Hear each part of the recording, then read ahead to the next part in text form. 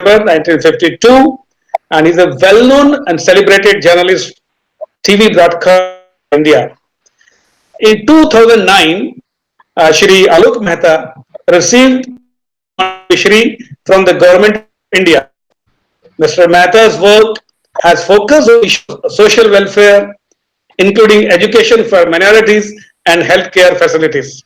It's a great pleasure and privilege to place it on record that Mr. Alok Mehta worked as the Hindi editor at the Voice of Jharkhand, Kolo, from 1979 to 1982. He then worked as a editor and a correspondent for Voice of America, based at Delhi, for 10 years.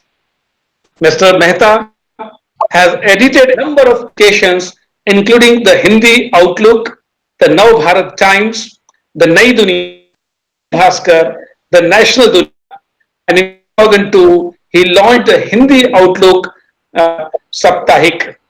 He was known for his coverage in the Now Bharat Times, Chandra Swami, Jail Singh, and VP Singh. The front page story in Now Bharat to how the president's house during the Gyani Jail Singh tenure had become a den of terrorists and still included in the list of the rare stories on the block. As for Chandra Swami, the conman, Mr. Alok Mehta stood his ground despite legal threats as well as some dire consequences for his life and be run over by the truck. He served editor of India as president for 2 years and secretary general for 4 years. He has been the member of an of India, Raja Ramu Library Foundation, Library Advisor, and Prem Bhatia Memorial Trust Foundation. His awards include from Padma Shri, he got a delete by Vikram University Ujjain, Bharatendu Harishan Award by Government of India, Ganesh Vidyarthi Award of Kendriya Hindi Sansthan of Government of India, Pratiksha Bhushan Award of UP Government, and many such.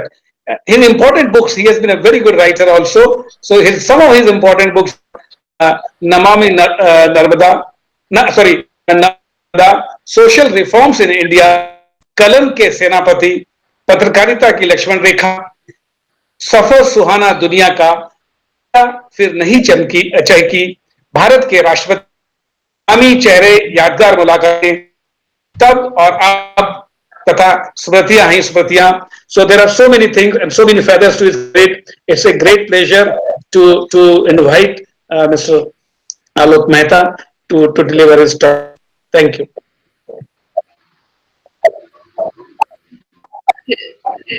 बीच में interrupt करना चाहूंगी. Principal साहब शायद कुछ कहना चाह रहे हैं. प्राचार्य महोदय, आप कुछ कहना चाह रहे हैं?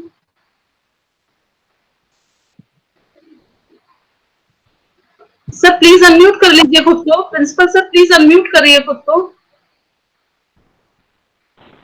जी मैम, माननीय मंत्री जी जुड़ रहे हैं. सारे हाँ के बाद में सर जुड़ जाएंगे. सब तैयार है. Okay, thank you. सो हमारे बीच में माननीय उच्च शिक्षा मंत्री मध्य प्रदेश शासन डॉक्टर मोहन जी यादव हैं. वो भी नई शिक्षा नीति के संदर्भ में आयोजित इस कार्यक्रम पर अपने विचार रखना चाहेंगे. उन्हें भी आमंत्रित कर रहे हैं. और श्री आलोक मेहता जी और उनका एक जो कॉम्बिनेशन यहाँ पे आज जो होंगे, ये सच में एक बहुत ही बिरला कॉम्बिनेशन है. आमंत्रित करती हूँ मध्य प्रदेश शासन माननीय श्री मोहन जी यादव को. जी नमस्कार. यादव मदर साइंस कॉलेज इस वेबिनार में आपका स्वागत करता हूं. मैं खास करके यशस्वी प्रधानमंत्री के नेतृत्व में जो नई शिक्षा नीति हुई मैं व्यक्तिगत भाई साहब हमेशा स्नेह लेता रहता हूँ, आशीर्वाद लेता हूँ. और हम सब भाग्यशाली कि आप उज्जैन से ही है. मैं एक बार आपका उज्जैन में आपका स्वागत करता हूँ, अभिनंदन करता हूँ कि आपका लाभ इनको भी मिलेगा, विद्यार्थियों को भी मिलेगा, साइंस कॉलेज को मिलेगा. खासकर उच्च शिक्षा के मामले में अपने संदीपानी जी की परंपरा के विकास में आज का दौर हमें वो चुनौती देता है जिसमें उज्जैन की गरिमा बढ़ाए। यहाँ एजुकेशन संबंधित जो जो हो सकता है सब करने के लिए मुझे एक काम मिला है आप सब बड़े भाई साहब आशीर्वाद से। मैं उम्मीद करता हूँ कि जो जो आप काम बताएंगे, जैसा बताएंगे, खास करके अभी मेरे ध्यान में है कि इसी साइंस कॉलेज के लिए जो कि ट्रस्ट कॉलेज बने, एक और जो यहाँ कॉलेज हमारा साइंस के को चालू करा रहे हैं और कोशिश के BA इनके लिए भी अलग अलग BA ऑनर्स, विकास BSc ऑनर्स, फिर MSc फिजिक्स की क्लास के लिए भी एक सब्जेक्ट आया है। मैंने साइंस में पूरे कॉलेज में PG है साइंस का, तो इसके लिए भी मैंने हिम्मत मांग ले, हम इसके अंदर दिला देंगे। क्योंकि आज का दौर तो कोरोना का है और कोरोना के दौर में हमको पुराना अवलोकन करने का समय मिल रहा है और ऐसे में शिक्षा नीति के मामले में नया आकाश मिला है। उम्मीद करके इसका लाभ सबको मिलेगा और उम्मीद करेंगे कि भाई साहब का साथ सदैव सदैव अच्छे अच्छी जगह वो देते आए हैं, लाभ लेकर के हम उज्जैन को और आगे बढ़ाएंगे। हाँ, कि मैंने तो कलेक्टर को बताया है कि अपने ये के लिए दृष्टि साइंस कॉलेज तो एक प्रोजेक्ट के अंतर्गत को देने का निर्णय किया है, जिसके तो नए शोध के काम में आगे बढ़ पाएंगे। संयोग से सही अच्छा है कि उज्जैन में सच्ची साथ मैंने बात रखी और तुरंत बात को स्वीकार किया है। अच्छी शुरुआत भी मिली है। कॉलेज के उन्नयन के लिए एजेंसी को बता दिया है कि जो काम इनके मंजूर वर्ल्ड बैंक के है, रूसा के है, वो काम भी तुरंत जल्दी से प्रशासनिक स्वीकृति इन कामों को भी शुरू कराएंगे। से पुनश्च एक अच्छे आयोजन बधाई ऐसा कुछ। जी नमस्ते मैम। जी थैंक यू वेरी मच। आगे बढ़ाए। जी जी धन्यवाद माननीय मंत्री महोदय का आशीर्वाद यूं ही मिलता रहे। मैं आमंत्रित करूंगी, बहुत देर से हम सुनना चाहते डॉक्टर आलोक, पद्मश्री डॉक्टर आलोक जी मेहता को। Floor is all yours sir, please be welcome. जी जी हाँ ऊपर ही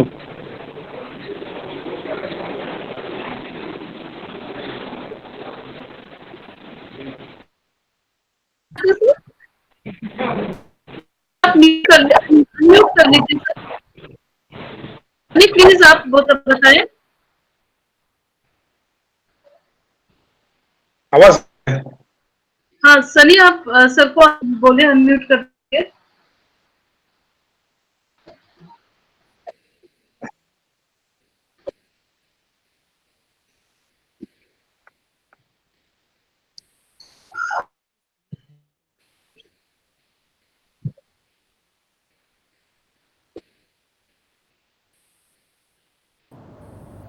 यस अब आ रही है आवाज ना? जी अब सर। आवाज आ रही है सर। बहुत खास करके प्राइज कहना चाहिए, जैसे कहते हैं हमारे मित्र मोहन यादव जी भी यहाँ पर उपस्थित हैं, जिन्होंने खास करके इस कॉलेज की रुचि और उज्जैन से उनसे परिचित हूँ।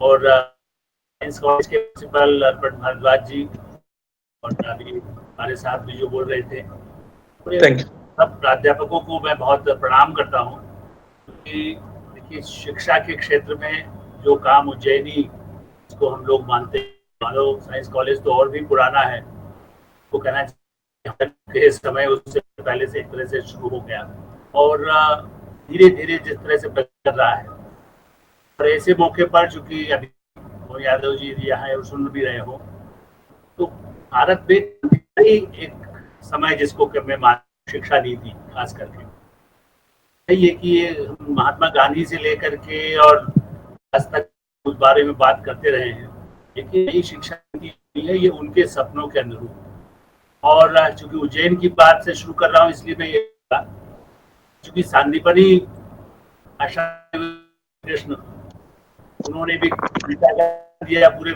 आज भी हमने देखा कि न्यूयॉर्क से लेकर के रूस सब जगह का ज्ञान और हमारे आयुर्वेद का ज्ञान, साइंस का ज्ञान ये दुनिया में पहुंचा है।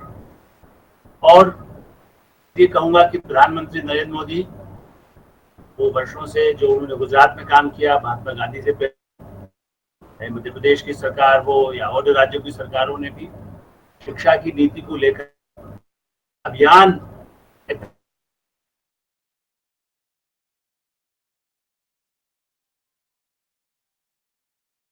बधाई देता हूं कि इस अभियान का शीर्ष मेरे हिसाब से संयोग से जो शिक्षा मंत्री इस समय है रमेश पोखरियाल निशंक जी, वो भी पुराने परिचित रहे, शिक्षा के क्षेत्र जुड़े रहे हैं। तो परसों का फोन कल हम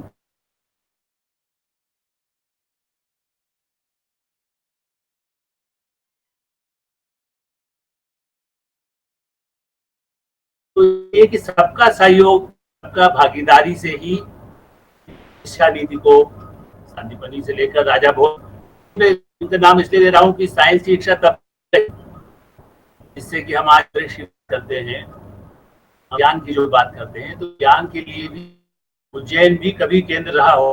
खोज के समय इतिहास भी आए, लेकिन तब भी ज्ञान की शिक्षा तब भी होती रही। वास्तुकला की शिक्षा है तो विज्ञान की शिक्षा है, टेक्नोलॉजी के समय जो उपलब्ध हो सकती थी वो हमारा वो क्षेत्र रहा है। वैसे भारत में नालंदा भी कहा जाता है, उज्जैन का एक अपना महत्व है। इसलिए मुझे लगता है कि जो सपना शिक्षा नीति में बुना गया, ईश्वर करे से हम लोग ये नहीं कह रहे कि सरकार जाती भी है, जाती भी है,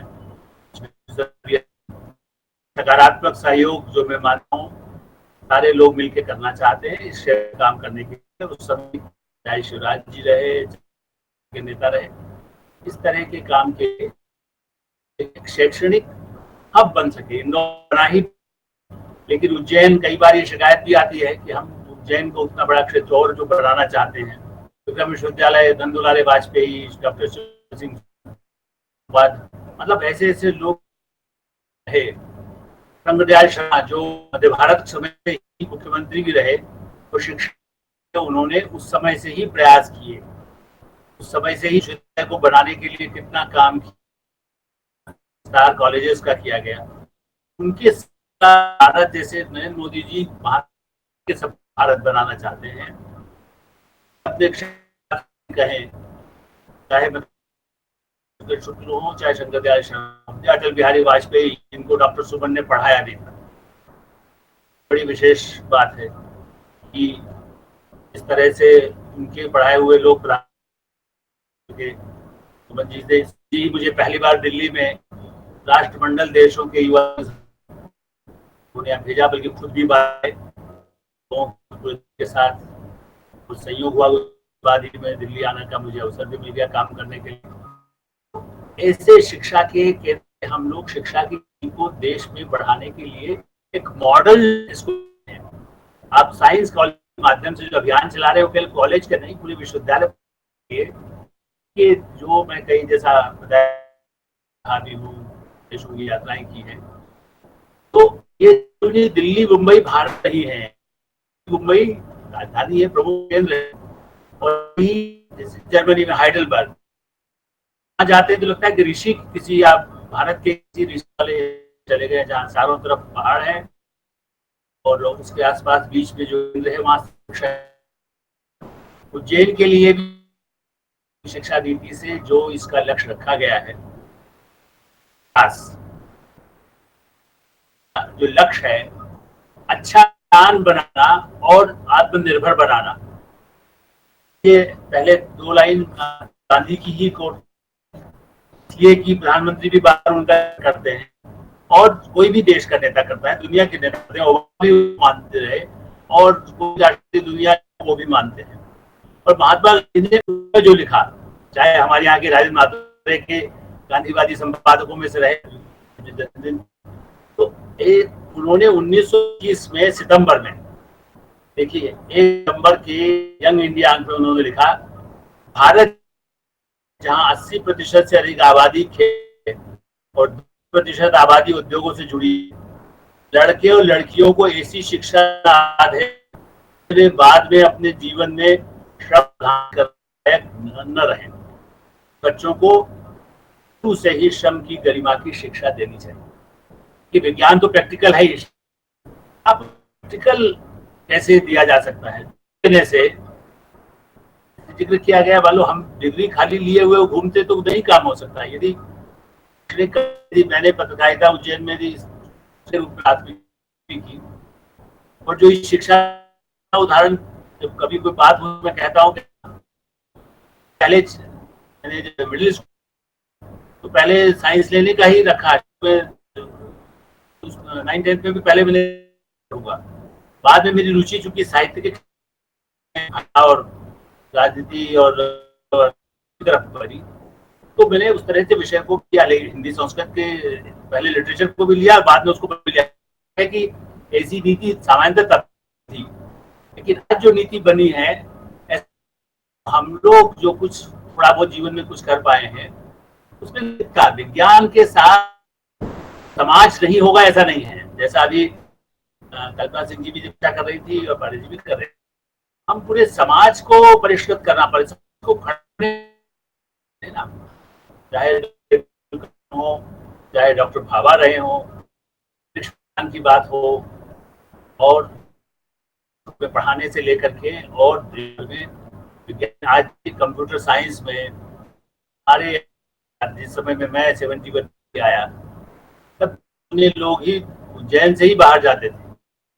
कई लोग परिवार तो ऐसे रहे जो कभी उनको जरूरत नहीं पड़ती थी।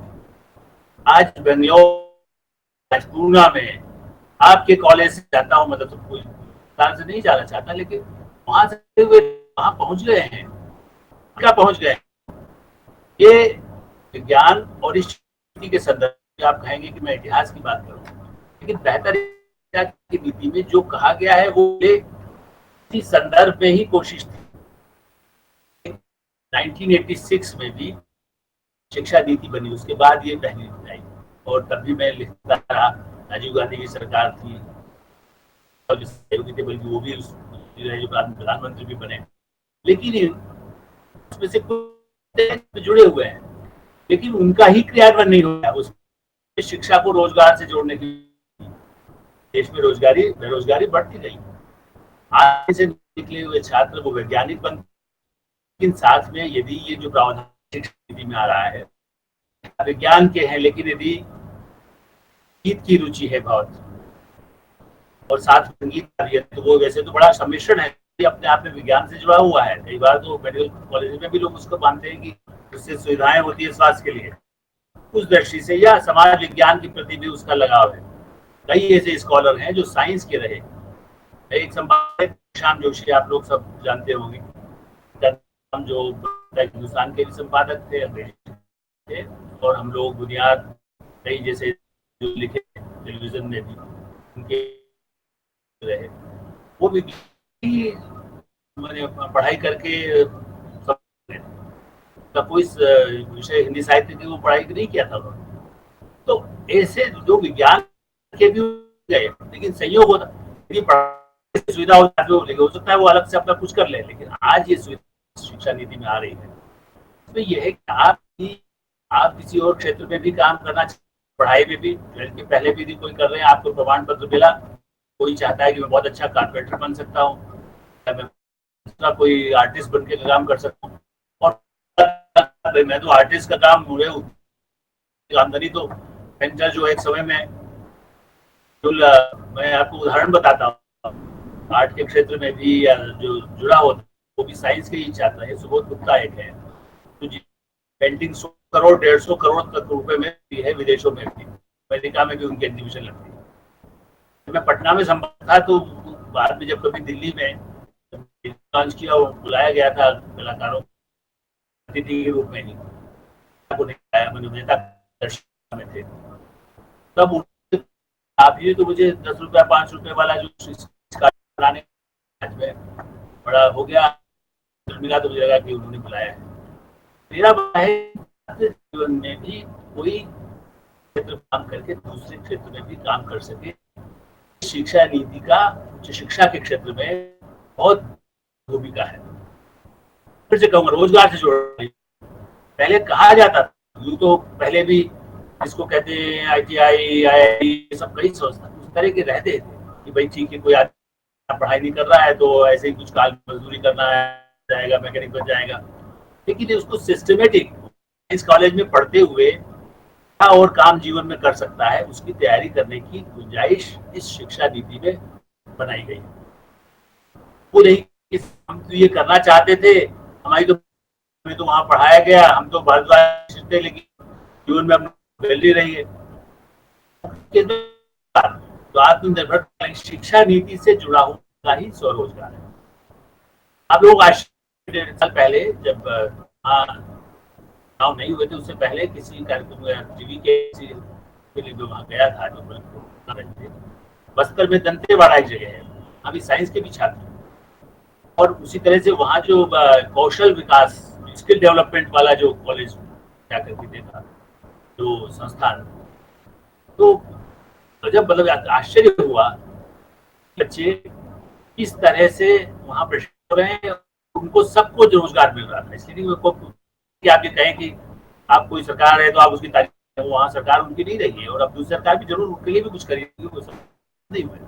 स्कूल 100 करोड़ रुपए का असर प्रभावित बच्चों के लिए के साथ में उनका जो मैंने हमारे से पास होगा, जो लोग साथ में किस तरह से वहाँ पर संगीत की शिक्षा भी उस में दी जाती थी, और उनकी एक्टिविटी लेबोरेटरी इतनी अच्छी है। तो हम कॉलेज में जब पहले उसकी जड़ें मजबूत हो सके, मन में एक आए कि मैं इंसान अच्छा बनना है, निर्भर बनना, मैं खाली नौकरी करने के लिए नहीं पा रहा हूँ कि जो चाहे इंजीनियर हैं, डॉक्टर हैं, कोई भी क्षेत्र में जब काम करने वाला है, वो केवल ये सोचता है नौकरी करना है।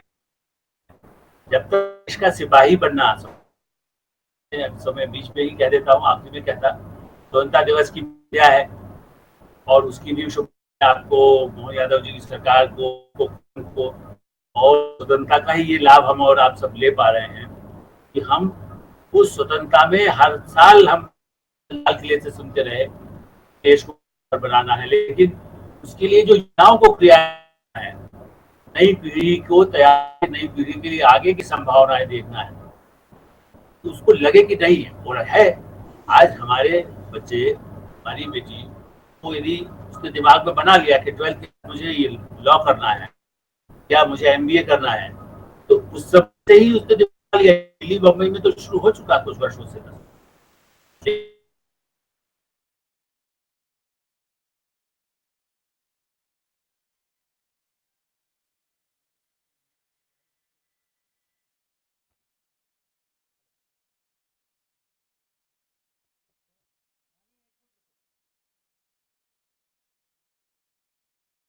मतलब आप व्यवसाय दूसरे प्रशिक्षण होता था, साथ में शिक्षक बाहर के भी लोग हों, यदि कुछ सीखना चाहते हैं, तो ये दूसरे यूरोप के देशों में भी से रोजगार से जोड़ने से जर्मनी की आर्थिक स्थिति इसीलिए अच्छी रही, ब्रिटेन के मुकाबले में भी अच्छी रही।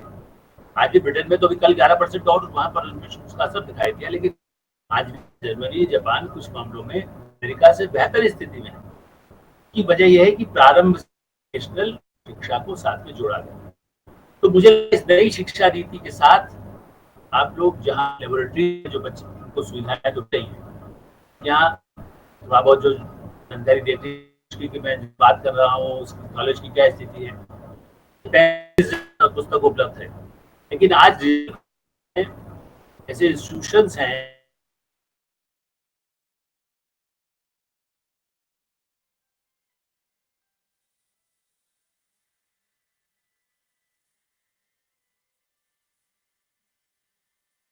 चाहे वो पुस्तक लिखने के बाद या पहले भी जब उनसे मतलब जितना उनका जो कॉज जैसा है हम मिलते हैं उस मामलों में, भाई आप का सोशल रिफॉर्म पर लिखा, तो शिक्षा राजा राम मोहन राय से लेकर नरेंद्र मोदी तक यदि सामाजिक सोच है, बिना विज्ञान के नहीं होगा। हाँ, यदि उसे ज्ञान नहीं होगा, जो तकनीकी ज्ञान होना है, ऐसे लिए पुस्तकालय की भी उतनी और चाहे वो डिजिटल में भी उपलब्ध होगा कि जब पुस्तक पढ़ने का और समय हो तो पढ़ सकता है उसको कैसे। ये शिक्षा नीति का हिस्सा और सरकारी गैर सरकारी एक मुद्दा मैं अब इस पर चाहूंगा कि कहा जाता है जो बीच में कुछ एक दो लेख इस बारे में लिखे कि ये कहा जाना कि इतनी महत्वाकांक्षी योजना है, आप कैसे देंगे, कहाँ से पैसा आएगा, इतनी शिक्षा पे इतना बदलाव करना चाहते हैं, शिक्षकों को प्रशिक्षित करना चाहते हैं, 2030 तक ये लक्ष्य पूरा करना चाहते हैं, 2022 तक पहला लक्ष्य पूरा करना चाहते हैं, निवेदन किया है। अभी शिक्षा बनी क्रियान्वयन के समय ही तो इंतजाम होगा। जब हमारे डॉक्टर भाभा यदि सोच रहे थे जिस समय कि हमें परमाणु करना है, के समय में भी कहीं ना कहीं परमाणु ऊर्जा के लिए मान लीजिए शुरू हुआ, पोखरण के लिए जब बात हुई, अटल बिहारी वाजपेयी जी ने जब किया, डॉक्टर अब्दुल कलाम जब काम कर रहे थे, भाभा से लेकर डॉक्टर कलाम तक आज भी जो लोग काम कर रहे हैं, क्या वो पहले हिसाब लगाएंगे कि पैसा, मोटा अनुमान तो लगाते हैं कैसे साधन आएंगे, लेकिन पहले नीति बनाएंगे, पहले लक्ष्य बनाएंगे, हमें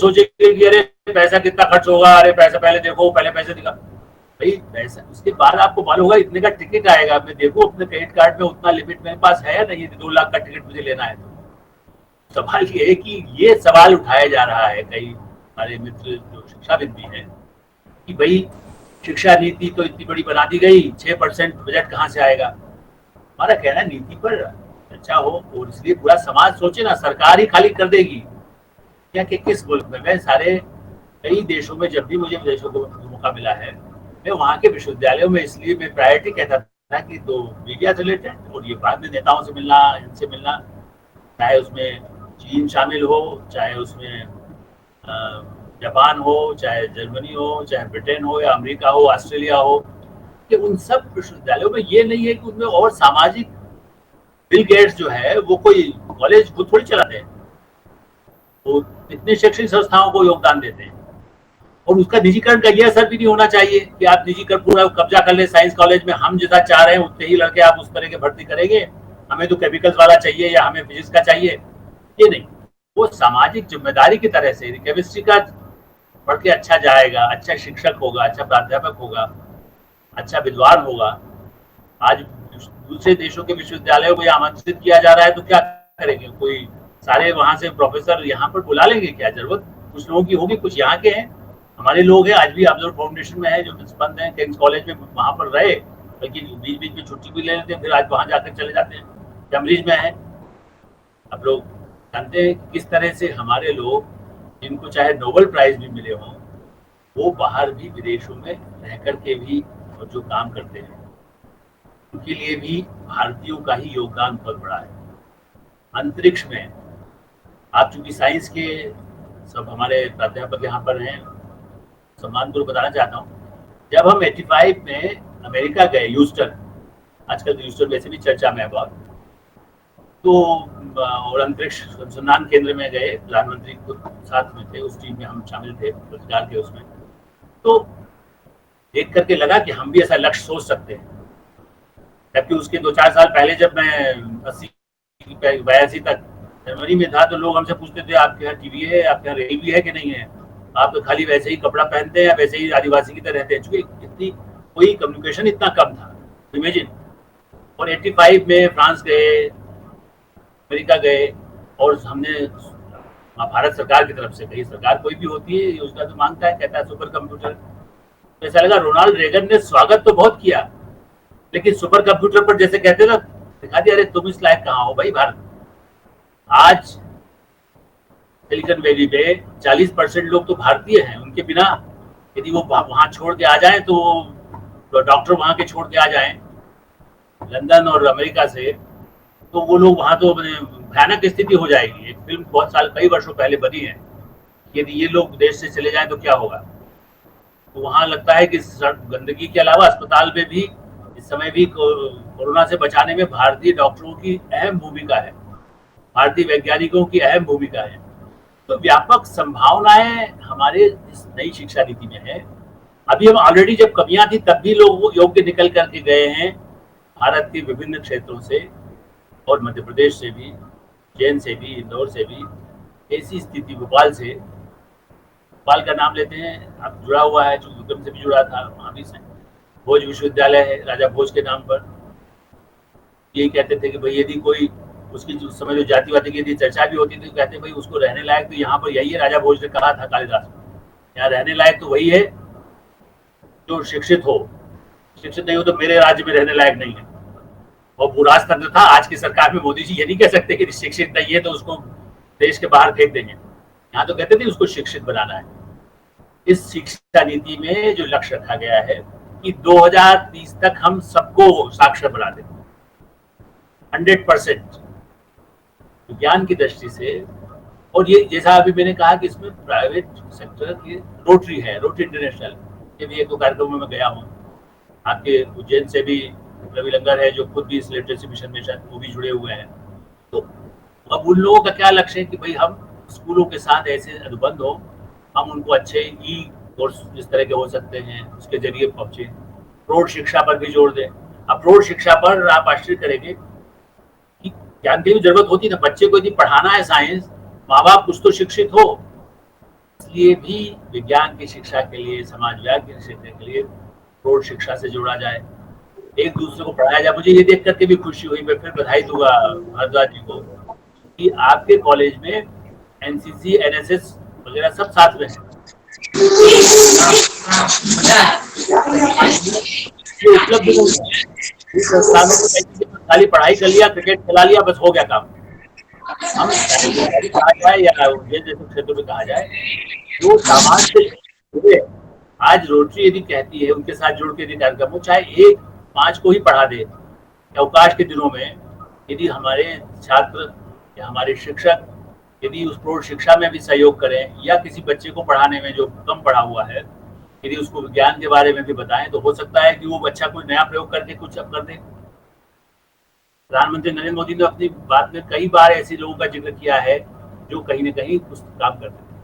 कृषि के उपकरण हो, जैन में यदि मालवा की काली मेची है, अब उस पर भी यदि कोई अच्छा काम करके यदि उसमें से कुछ उपयोग कर सकता है तो उसके लिए कैसे उपयोग हो।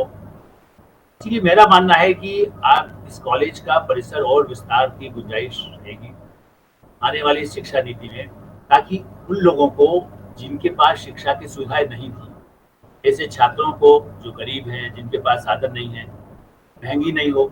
एक निजीकरण की बात आई, हमारे कई मित्र, अनिल स्वरूप जी तो पहले खुद शिक्षा सचिव रहे, हमारे अच्छे मित्र भी रहे हैं, अब वो रिटायर हो गए। शिक्षा नीति में स्कूली शिक्षा को लेकर उनका भी बहुत रोल था और मैं हर साल उनसे पूछता था कि अरे अभी तक क्या हुआ। प्रधानमंत्री भी चाहते हैं, वो करे नहीं बन रहा है। कई लोगों से इकट्ठा किया गया, 2 लाख लोगों से, जब भी कल बात हुई पोखरियाल जी से, निशंक जी से, तब भी वो करे थे। मैंने कहा नहीं मुझे मालूम है, मैं तो कह रहा हूँ कि आप इतना समय लगाया, मैं तो बल्कि थोड़ा सा बेचैन हो रहा था कि शायद ये नहीं आ रही है। वैसे अनिल स्वरूप जी का भी एक अपनी उनकी थोड़ा सा उन्होंने पुस्तक रूप में भी लिखा, तो उनका ये था कि निजीकरण के बिना नहीं होगा। मेरा ऐसा मानना है, उससे मैं थोड़ा असहमत भी रहता हूँ इस मामले में कि ठीक है निजीकरण अभी भी हुआ है, लेकिन निजीकरण ही मनी में भी वहां तो हमसे ज्यादा पूंजी वाली व्यवस्था रही है, कम है।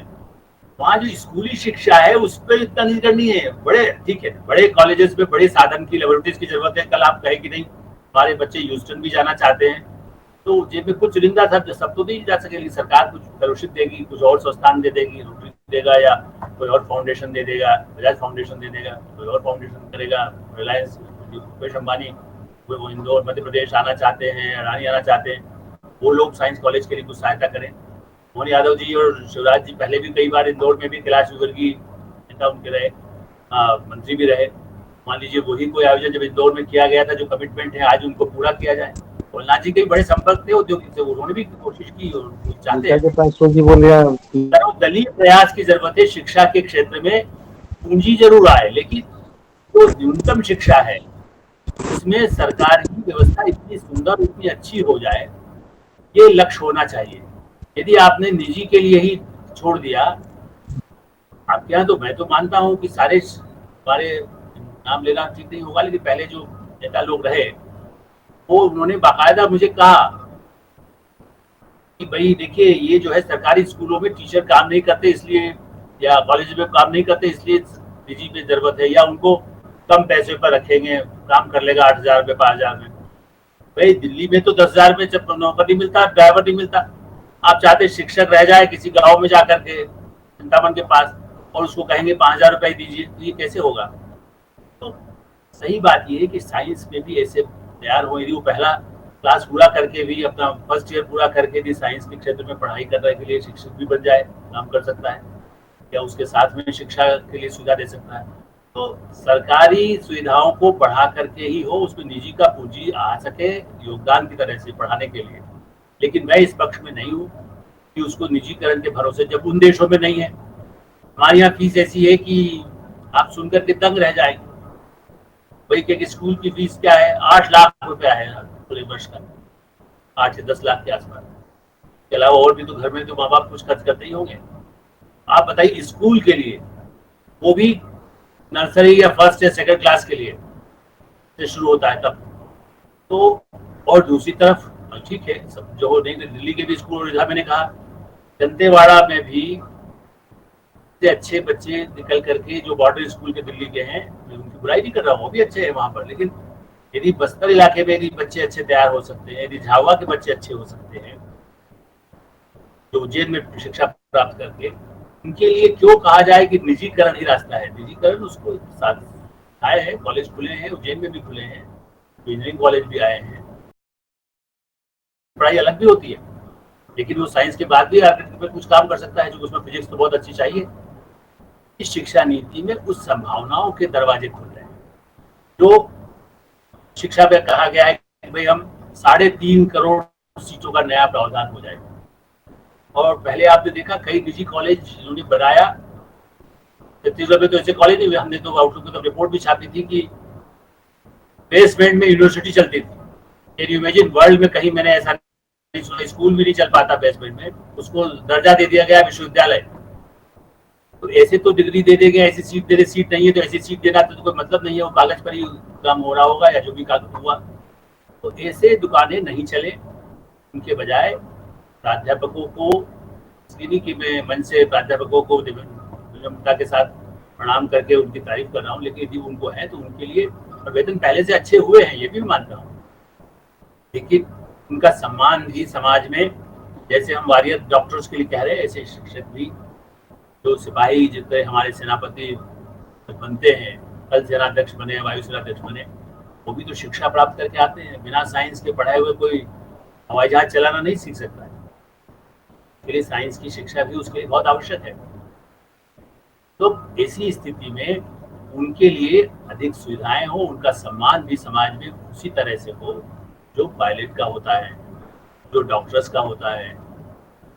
वो कमर्शियल तरह से नहीं देखा जाए। जैसा मैंने कहा कि अमृत सेन लंदन में भी कहीं कैम्ब्रिज में घूमते हुए हमें मिले, तो उनका जितना आदर था, चाहे वो रेस्तरां में हो चाहे वो कहीं हो, तो भारतीय होने के नाते भी, वरना तो जैसी स्थिति होती, लेकिन उसके बाद भी चूंकि वो है, उनका सम्मान विदेशों में, प्राध्यापक का सम्मान किसी चीफ मिनिस्टर, किसी प्राइम मिनिस्टर, और वो हमारे भारत में भी था ही। जैसा मैंने कहा कि अटल जी यदि सुमन जी को भी प्रणाम उतना ही करते थे, अटल वाजपेयी को करते थे। हमारे यहाँ सम्मान पहले परंपरा रही, लेकिन अब क्या बना गया है कि भाई नौकरी में उसको क्या है, प्रोफेसर है, हम तनख्वाह दे रहे हैं। नहीं, वो तनख्वाह नहीं दे रहे, उनको सम्मान के साथ शिक्षा में वो भी अपना अध्ययन करते रहे। ये इस शिक्षा नीति में प्रावधान है कि उनको कर रहे हैं। अब IAS और IPS और IFS जो लोग हैं, उनको विदेश 1-1 साल जाने की सुविधा होती है, तो क्यों नहीं माधव साहब के प्राध्यापक को भी कुछ होगा। मैं नहीं कह रहा हूँ कि कोई नहीं जाते होंगे, लेकिन फिर भी और सुविधा ऐसी बढ़ाई जाए कि दुनिया के अच्छे से अच्छे कॉलेज या विश्वविद्यालय में 1 साल का अपना शिक्षा प्रशिक्षण और आगे प्राप्त करें, फिर वापस आए। शायद तो उसमें यही हो कि वापस आएंगे, वरना वहीं बस जाएंगे, ऐसा ना हो। 1 साल के लिए जा रहे हैं, ठीक है, पढ़ाने के लिए स्थायी रूप से वो वहाँ के विश्वविद्यालय के लिए आ जाए। और नए विश्वविद्यालय जो खुलने जा रहे हैं, मेरा ये भी आग्रह रहेगा कि जो आपके यहाँ के छात्र भी सुन रहे हैं, वो ऐसी संभावनाएं उनके लिए बनेंगी जो आने वाले समय में इस शिक्षा नीति के कारण आने वाले 5 वर्षों में, तो मैं नहीं कह रहा हूँ कल चमत्कार होगा, आर्थिक सुविधाएं जुटाई जाएंगी, कहीं से खर्च में कटौती होगी, और इसलिए कटौती करना चाहिए अभी हाल में भी बड़ा हल्ला बचता रहा है कि आप हथियार खरीदे, कम खरीदे। हमारे पास जब परमाणु शक्ति आ गई तो हमें और ज्यादा हथियारों की उतनी, हम उसके बल पर दूसरों को, और डॉक्टर एपीजे अब्दुल कलाम ने लिखित में भी कहा, उनसे भी, उनके साथ भी यात्रा करने के अवसर मिले, उन्होंने जहाँ भाषण भी दिए। यूरोप में भी उनके भाषण से लोग हतप्रभ होता थे, उनको समझ ही नहीं आता था कि ये कितना टेक्निकल। अच्छा, वो तो शुरू से चूंकि वैज्ञानिक रहे, वो जब बोलते थे तो उनका टेक्निकल बातें बोली तो मुझे लगा यूरोपियन पार्लियामेंट के लोग बेचारे आधे से ज्यादा लोग उनको समझ नहीं पा रहे थे, लेकिन कुछ बातें उन्होंने काम की बताई, लेकिन जो टेक्निकल चीजें बताई। लेकिन इसीलिए मेरा मानना है कि भारत के प्राध्यापक जाकर के भी उनको चमत्कृत कर सकते हैं। और हमारे पास, हम शिक्षा में क्यों नहीं खर्च कम करें? जब हम, और परमाणु शक्ति इसलिए बनाई गई कि उससे दूसरा डरे, अपने आप हमारी तरफ आंख उठा करके न देखे, उसके बाद फिर हमले की जरूरत, उसके बाद अभी भी ठीक है, हमें दूसरे विमानों की जरूरत है, जहां उसकी जरूरत है उतना हम खरीदे, हमारे पास हथियारों की जरूरत है, लेकिन उस खर्च में कहीं से कट सकता है यदि हमारा भारत सशक्त होगा, यदि हमारी शिक्षा के क्षेत्र में अच्छे से अच्छे लोग निकले होंगे, अच्छे लोग शिक्षित होंगे, वो घर भी अच्छा बना सकेंगे, सस्ते पानी दिला सकेंगे। नर्मदा जिस जिक्र किया, जो नर्मदा पर पुस्तक लिखी, तो आश्चर्य होगा आपको कि कोई नर्मदा पर कॉफी टेबल बुक ही नहीं थी अंग्रेजी में, तो वो बता सके नर्मदा के आंदोलन पर जरूर कि भाई बड़ा उससे नुकसान होने वाला है, गुजरात को फायदा पहुंच गया, लाखों लोग यदि दुआ दे रहे हैं, उज्जैन में भी यदि नर्मदा का पानी आया, तो ये विज्ञान की देन है ना। ऊंचाई पर, पिछली बार मुझे कहीं इस तरफ जाना हुआ, दूसरी तरफ भोपाल से आगे रायसेन, जहाँ पर शिवराज जी का इलाका है, और उसके आगे भी कहीं रायसेन, या अब वहां पर भी पानी लाने की सुविधा नर्मदा से जोड़ा गया, तो ऊंचा पहाड़, मुझे लगा पाइप से कैसे, लेकिन देखा पूरी गाड़ी चढ़ना मुश्किल हो रही थी और पानी चढ़ाया जाता। ये विज्ञान की देन है। जब हम नर्मदा का पानी, गंगा का पानी यहाँ से वहां यमुना तक पहुंचा सकते हैं, इसमें हमारे छात्र ही भी बड़ा योगदान कर सकते हैं। वो ऐसी योजनाओं के बारे में विचार कर सकते हैं। कृषि विज्ञान के बारे में साइंस कॉलेज में पढ़ा हुआ जरूरी, कृषि कॉलेज में पढ़ा हुआ, कृषि में हम यदि उन्नत बीज की बात कर रहे हैं, यदि हम उसमें उसके लिए अच्छे केमिकल्स की बात कर रहे हैं, तो साइंस कॉलेज से अच्छा कौन बता पाएगा कि किस केमिकल्स का नुकसान होता है। आज यूरोप में हमारी चीजें क्यों नहीं खरीदी जा रही थी कि बीच में इस तरह का केमिकल इस्तेमाल करके फर्टिलाइजर होता था कि जिसे सर्टिफिकेट वर्ल्ड का जो मिलना चाहिए, वो कहते थे कि आपके यहाँ यदि इस तरह का नहीं तैयार होता है फल सब्जी, तो हम उसे नहीं लेंगे, तो उसमें केमिकल मिले होते, और चूंकि खाद में ही वो मिला होता था। अब नई योजनाओं में नई सरकार ने ये किया है कि नहीं, आप उसको इस तरह के बीज होंगे, इस तरह की खाद नहीं होगा, अपने ही साधनों से बनाएंगे, तो उसके बड़े पैमाने पर हमारा एक्सपोर्ट बढ़ सकेगा। उस एक्सपोर्ट की योजनाओं के लिए क्यों नहीं हमारे विज्ञान का ही सहायता मिलेगी। तो मुझे लगता है कि चूंकि विज्ञान का बार बार इसलिए जिक्र कर रहा हूँ कि उसके साथ कला, उसके साथ समाज यदि जुड़ा होगा, शिक्षा नीति यदि केवल नीति बनकर रह जाए तो उसका कोई फायदा नहीं हो सकता है। फायदा तब हो सकता है कि यदि हम उसको, लोगों को कैसे उसका लाभ दे सके रोजगार के लिए या उसके जीवन निर्माण के लिए। यदि वो जीवन पर्यंत पढ़ना ही चाहता है, उसके पास साधन है, पढ़ता रहे। 35-40 साल के लोग पढ़ते हैं, हमारे यहाँ तो कई बार मजाक बनता है कि वो खाली टाइम काटने के लिए। यदि मान लो उसके पास साधन है और वो उज्जैन में रह करके यदि पढ़ना चाहता है, दुनिया घूमता रहे, बीच में तो वहीं पर पढ़ाई करेगा, तो आगे भी रिसर्च करने के जो काम है उसके लिए उज्जैन एक बहुत अच्छा क्षेत्र, पूरा शिक्षा का एक बड़ा हब बन सकता है। जैसे कोटा यदि कोचिंग के लिए केंद्र बना, उज्जैन भी कुछ हद तक बना है, इंदौर भी बना है, लेकिन उज्जैन में इससे अधिक संभावनाएं हैं कि उसका नाम पुराने ऐतिहासिक दृष्टि से भी जुड़ा हुआ है। मध्य प्रदेश का नाम, जो कई ऐसे क्षेत्र हैं, इसलिए कह रहा हूँ कि क्षेत्रीयता इसलिए कि उज्जैन के लिए बात कर रहा हूँ, लेकिन ऐसा मैंने कहा, आज जबलपुर है, वो बड़ा अच्छा शैक्षणिक केंद्र रहा है। ग्वालियर है, जहाँ सिंधिया स्कूल से लेकर के दूसरे सारे अच्छे लोग यहाँ से पढ़ने के लिए सिंधिया स्कूल जाते रहे, लेकिन वहाँ और भी शैक्षणिक संस्था बहुत अच्छे से, मैंने कहा कि जिनको वहाँ पढ़ाई किया। तो ऐसी स्थिति में क्यों नहीं हम मध्य प्रदेश के कुछ ऐसे चुनिंदा क्षेत्रों को चुनकर, और बल्कि उनमें भी थोड़े से ऐसे जो शहर से हट कर। अब देखिए संयोग है ना कि आप विक्रम विश्वविद्यालय जो बना और जो परिसर बना, या साइंस कॉलेज भी है, उस समय जब ये बनाए गए तब उस समय वहाँ आबादी बहुत कम थी, अब तो चारों तरफ आबादी बढ़ती जा रही है। लेकिन ऐसे परिसर ही विकसित होना चाहिए जहाँ लगे कि आप चारों तरफ 24 घंटे जब देखें तो लगे कि शिक्षा ही हो रही है। जैसे होता है ना, कहीं संगीत यदि विद्यालय है तो वो आसपास संगीत कॉलेज में आसपास वही ध्वनि सुनाती रहती है। ऐसे ही भारत में ऐसे परिसर बनना चाहिए। पुणे को भी कहा जाता है, पुणे में भी बहुत संस्थान है, बेंगलोर में है, हैदराबाद में भी बने हैं, केरल में है, मलयालम में बहुत सारा इस तरह का काम होता रहता है। और यहाँ में भाषा की बात भी जोड़ूंगा, मलयालम की बात आने पर देखिए हमारे यहाँ प्राचीन काल से यदि संस्कृत यदि कहें, हमारे यहाँ अपने विश्वविद्यालय में और माधव कॉलेज में भी वेंकटचलम साहब थे, संस्कृत पढ़ाते थे, संस्कृत भी पढ़ाई, कल मैंने संस्कृत भी वहाँ उनके साथ पढ़ा। तो ऐसी स्थिति में दक्षिण में संस्कृत यदि रही, आज इस नई शिक्षा नीति में भारतीय भाषाओं को कहा गया। अभी कुछ राजनीतिक लोगों ने उस पर विवाद बनाने की कोशिश की है, लेकिन यदि चाइना में भारत के आयुर्विज्ञान या भारत के वेदों को लेकर के बीजिंग विश्वविद्यालय का जो प्रोफेसर थे, कुछ कई वर्ष पहले की बात है, तब उन्होंने मुझे कहा कि आपके यहाँ जो है उसका तो हमने अनुवाद चाइना में करके रखा है, जापान में करके रखा है, जर्मनी में हैदराबाद जिसका मैंने नाम लिया सबसे बड़ा एक विश्वविद्यालय केंद्र जहाँ है वहाँ करके रखा है। ब्रिटेन वाले तो हमारे साथ लूट लाट के भी बहुत सारा ले गए ज्ञान, उसके बाद आज भी वहाँ के विश्वविद्यालय में उनमें से कई चीजें प्रतिलिपियाँ रखी हुई। तो हम क्यों नहीं अपने यहाँ के ऐसे ग्रंथों का भारतीय भाषाओं में भी, तो हिंदी में ठीक है कठिन होता है तो उसको भाषा गूगल से करेंगे, तो हम गूगल से बात कर रहे हैं साइंस के लिए, समाज के लिए, लेकिन उसका ऑटोमेटिक अनुवाद के लिए चूंकि उतना उसमें फीडिंग नहीं है तो उसका अनुवाद वैसे नहीं हो पाता, उसके लिए अच्छे लोग चाहिए। केरल में भारतीय राष्ट्रभाषा परिषद इस तरह के जो संस्थान हैं वो बहुत अच्छा काम करते हैं। तमिलनाडु में भी, तमिलनाडु में 600 करोड़ रुपए का पुस्तकालय बनाया गया था। आदरणीय जयललिता जी अब नहीं है, लेकिन उन्होंने बाद में जो उनकी सरकार आई तो उन्होंने कहा उसको उठा कर दूसरा सचिवालय बना दो। तो ऐसे ऐसे मतलब राजनीतिक कारणों से दूसरे का बनाया हुआ उसने उसको नष्ट कर दो, बाद में फिर हो सकता है वापस पुस्तकालय बना दी, मुझे नहीं मालूम, तब मैंने लिखा। तो वहाँ के उनमें ऐसे शोध संस्थानों में भाषा के प्रति हिंदी, जैसा हमने कहा कि हम विदेशों में भी जर्मन भी सीखना हो, फ्रेंच सीखना हो, रशियन सीखना हो। एक समय विश्वविद्यालय में रशियन कब शुरू हो गया था, पढ़ाना शुरू कर दिया था मैं, बल्कि उस समय तो बस छात्र जीवन में था, तब खरीद के लिए आया था, शायद मैं भी सीखना चाहता हूँ, तब पार्ट टाइम इसको सीखा जाएगा रशियन। तो उस समय रशिया का बड़ा संबंध हम लोगों को जोड़ते रहते थे। सीखा नहीं मैंने, किताबें खरीद के खाली रख लिया, थोड़ा बहुत इसको 2-4 शब्द होते थे, जो उस समय तूफान मचा हुआ था।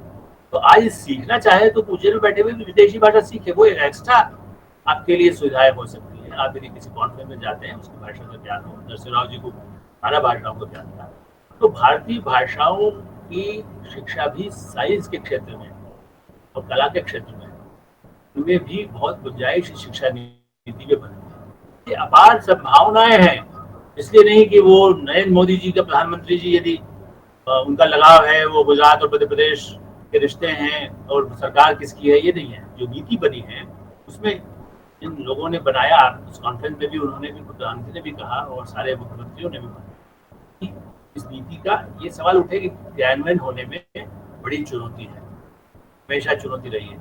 लेकिन जो देश परमाणु शक्ति बना सकता है, जैसा मैंने कहा कि अमेरिका और फ्रांस जब अंगूठा दिखाते थे, आज राफेल से लेकर के हर चीज बेचने के लिए भारत के दरवाजे पर खड़े रहते हैं, राज्यों में भी आने को तैयार रहते हैं। गुजरात के इन्वेस्टर्स मीट में या साइंस से संबंधित उनकी जो एग्जीबिशंस होती है, कृषि के क्षेत्र की भी, कौन से साधन यहाँ से जा सकते हैं, वहाँ से क्या आ सकते हैं। इजराइल हमारा सबसे अच्छा एक मित्र हो सकता है, जो इस क्षेत्र में खास करके साइंस की जब हम चर्चा कर रहे हैं शिक्षा नीति क्रियान्वयन में, इजराइल भी हमारे उसके साथ अच्छे संबंध हैं। तो हम पश्चिमी देशों के बजाय उन देशों के साथ भी एक अच्छे संबंध रख करके, और इसी तरह से एक सब अल्पसंख्यकों की शिक्षा का मुद्दा चूंकि समय लगभग काफी आगे हो गया है, लेकिन फिर भी मैं ये जोड़ूंगा कि अल्पसंख्यकों की शिक्षा के लिए भी, चाहे वो सरकारी साधन हो, चाहे रोटरी के माध्यम से हो या कोई और संस्थाएं जो काम करती हैं, उनमें भी साइंस की शिक्षा देने के लिए या और अन्य शिक्षा जो उनको रोजगार दिला सके, उस शिक्षा के लिए भी काम की जरूरत है। आज आपने नाम सुना हुआ हैरिस कमला, उनको लेकर के चर्चा है कि विदेश में, अमेरिका में उपराष्ट्रपति बन सकती हैं। हमारे यहाँ अल्पसंख्यकों के लिए, दलितों के लिए, आदिवासियों के लिए, वनांचल क्षेत्र के लोगों के लिए इस शिक्षा नीति के जरिए सरकारी गैर सरकारी माध्यम से बड़े पैमाने पर काम की गुंजाइश है। ये काम केवल प्रधानमंत्री नरेंद्र मोदी या शिक्षा मंत्री रमेश पोखरियाल निशंक जी अकेले नहीं कर सकते, केवल शिवराज जी या दूसरे प्रदेशों के भूपेश बघेल जी, जो मतलब, या वहाँ पर महाराष्ट्र में कोई भी ठाकरे साहब हों, ये अकेले ममता बनर्जी नहीं, बंगाल के अपना क्षेत्र रहा है, पूर्वोत्तर खास करके इस शिक्षा नीति में पूर्वोत्तर क्षेत्र के लिए बहुत बड़ी कल्याण की योजनाएं हैं। अरुणाचल में आज भी हिंदी वर्षों से, तो 80 से में जाके देखा है कितना वहाँ हिंदी के प्रति लगाव है। नागालैंड में हिंदी की पत्रिका कुछ मतलब वहाँ उपलब्ध होना ही आश्चर्य की बात मुझे लगी। पंचायतों में पहुंच है, पंचायतों की बहुत बड़ी भूमिका होगी। अपने बच्चे यदि अच्छे तैयार होंगे, वो साइंस में जाएंगे, कला में जाएंगे, देश में जाएंगे, विदेश में जाएंगे। इसलिए मैं मानता हूँ कि आज के इस स्वतंत्रता दिवस की पूर्व संध्या पर आप सबको शुभकामनाएं देते हुए नई शिक्षा नीति की सफलता में माधव साइंस कॉलेज के प्राध्यापक के छात्र अहम और महत्वपूर्ण भूमिका निभाए और भारत का भविष्य निर्माण करने में हम सब अपना, जिसको कहते हैं, योगदान दें। सरकारों पर निर्भरता नहीं, आत्मनिर्भरता जिसको कहते हैं, सरकार का सहयोग हो, सरकार की नीति हो, सबका भागीदारी हो। यही भारत की स्वतंत्रता का, महात्मा गांधी का सपना रहा है, सरदार पटेल का सपना रहा है, आज मौलाना आजाद का सपना रहा है। ऐसी स्थिति में हम यदि उनके सपनों को साकार करेंगे तो हम सही माने में भगवान श्री राम और भगवान श्री कृष्ण के आदर्शों का पालन भी कर सकेंगे। केवल उनका नाम लेना, भजन लेना या मंदिर बनाने से काम नहीं होगा। काल का यदि आशीर्वाद तो है ही, लेकिन श्री कृष्ण और आपने जिन मूल्यों और नैतिक मान्यताओं की बात की है, इस शिक्षा से वैसे ही समाज समृद्ध होगा और उससे भारत निश्चित रूप से, जो पहले हमारी प्राचीन संस्कृति रहा और अब ऑलरेडी काफी हद तक आगे जा चुका है, लेकिन इससे आगे जा सकेगा। सर्व शिक्षा अभियान के तहत सारे लोग शिक्षित हो सकेंगे। अगले 10 वर्षों में सबके सपने साकार होंगे। बहुत बहुत धन्यवाद। नमस्कार। धन्यवाद सर। निश्चित ही जैसा आपने कहा कि शिक्षा के व्यापक प्रचार प्रसार से हम बहुत आगे जा सकेंगे और बहुत कुछ संभव हो सकेगा।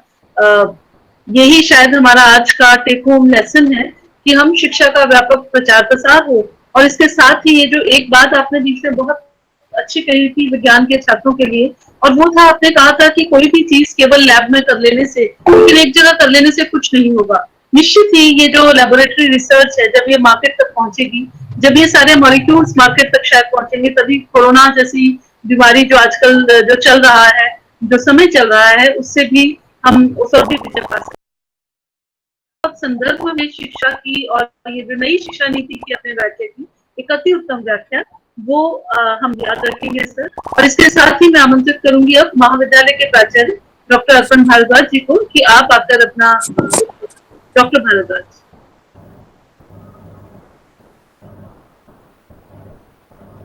डॉक्टर अर्पण भारद्वाज। नमस्कार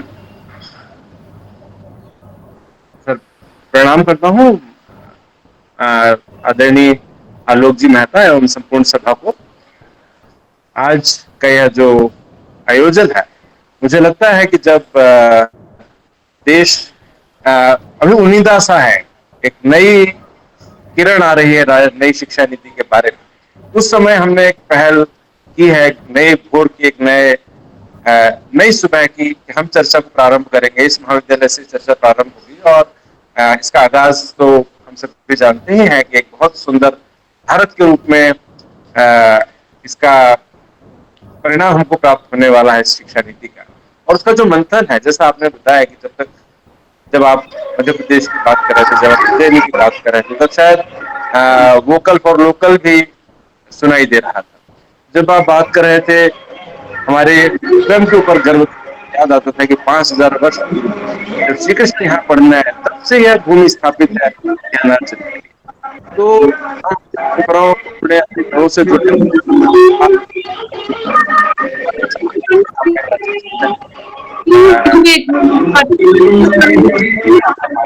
वनवासियों से लेकर के और शिखर वासियों तक के लिए यह नीति चिंतित है, उनके सभी के उत्थान के लिए, उनके सभी की समरसता के लिए, उनके सभी की सामाजिक स्थिति में बदलाव के लिए यह नीति आई है। क्योंकि वस्तुतः मनुष्य को, कुछ लोगों को शायद ये समझने में भी कुछ समय लग जाता है कि किस चीज है, और यह अवसर शिक्षा नीति ने हमको दिया है कि वे एक कोर्स से दूसरे कोर्स में जा सकते हैं। कोर्स का जो उनका जो बेस वैल्यू है, उसको लेकर के वो अगले कोर्स में जा सकते हैं। क्योंकि एक जो घुटन होती है, जो फ्रस्ट्रेशन होता है, जो एक कुंठा हो जाती है कि मैं गलत चल पड़ा और अब मैं क्या करूं, अब तो मैं फंस गया, इसमें कुछ अब निकल नहीं सकता, उस निकलने की जो छूट यहाँ से इस कोर्स से मिली है, मुझे लगता